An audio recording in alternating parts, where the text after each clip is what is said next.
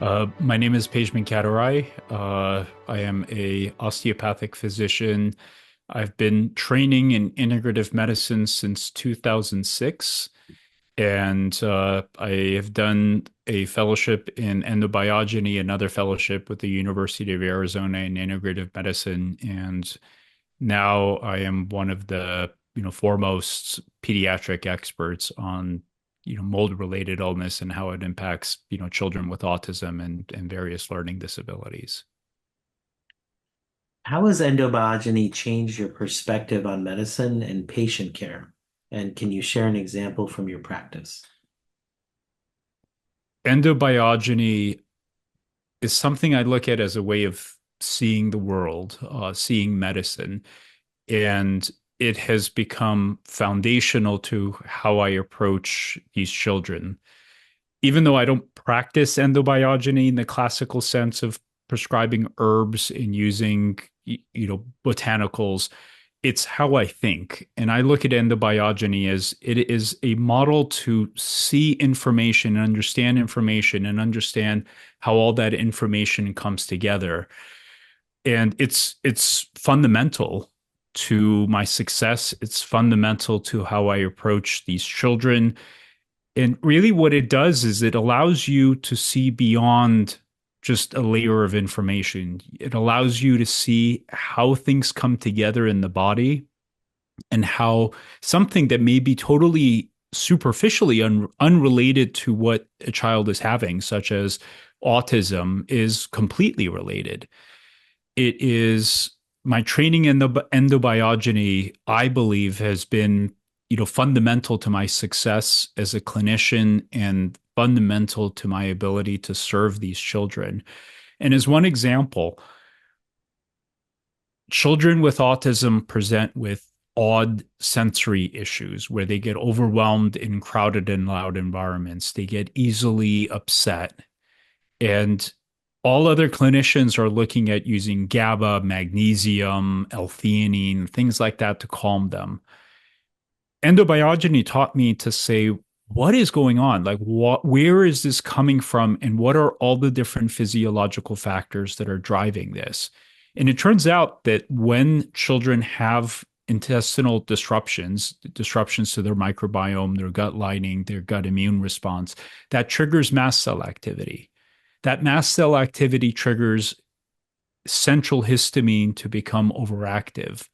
Central histamine causes abnormalities in the vestibular system, which is our balance and control center. Central histamine also causes distortions in sensory pathways, on top of causing a sympathetic overdrive where the nervous system is just buzzing at 100 miles an hour.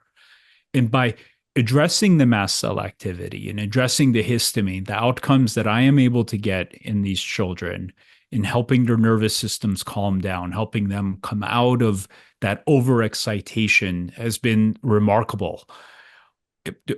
Using this approach, there are children that within 2 to 3 weeks suddenly are far more calm in their environment, suddenly more engaged, more interactive. And all of this boils down to this endobiogenic approach to understanding why these kids are struggling. What motivated you to study endobiogeny? What might have been missing or incomplete from your prior training in other whole systems and integrative approaches to medicine? So I came to work with Kamyar because I was looking to understand botanicals and herbs. What I didn't realize is in doing the fellowship and in doing the training, I was getting a lot more than just a master class in botanicals and herbs. In our world of integrative medicine, in functional medicine, we give lip service to systems biology. And technically, functional medicine is supposedly a systems biology model, except it's really not because they don't really teach you how to think to understand how systems come together. For me, what started off as I just want to learn a little bit about a few plants turned into a just a study of really understanding the human body and understanding how everything affects everything, and ultimately how life is created through our physiology. And endobiogeny has been one of the most beautiful things that I have ever encountered. And again, it's completely changed my life. What was the moment when you realized endobogeny was making a significant difference in your ability to help patients, and how did it feel for you? I don't know if there was one singular moment where I realized that. Um, it was a slow process, and I mean, initially coming to learn endobiogeny was so difficult because it's a completely different way to think. It's almost you're almost training your brain, you're training your mind to process information differently. And that initial step was uncomfortable. It was somewhat difficult. But when I did that and it started coming together, all of a sudden, everything started making so much more sense. In the world of pediatrics, people say, well, children don't tell you what's going on with them. And that's actually the furthest from the truth. Using endobiogeny and learning how to see what the children and their bodies are telling you, I have no trouble at this time understanding what these children are trying to say. When a child has a tantrum that lasts 15 minutes, they've already told me what's going on with them. When they're itching in one particular part of their body, they're telling me exactly what's going on with them. And to me, endobiogeny, when it started clicking in, was really understanding the language of the human body and getting that manual that allows you to stand back and see all of the things that your patient is trying to communicate to you directly and indirectly, even when they don't know exactly what to say. And in the case of children, they don't say anything at times. But when you learn to read the signs and you learn to see what the body is communicating and then understand how that communication translates into the physiology and pathophysiology, there's so much you can do to make a huge difference in the lives of these kids. Looking back on your journey with endobogeny, what has been the most surprising or exciting series of discoveries for you?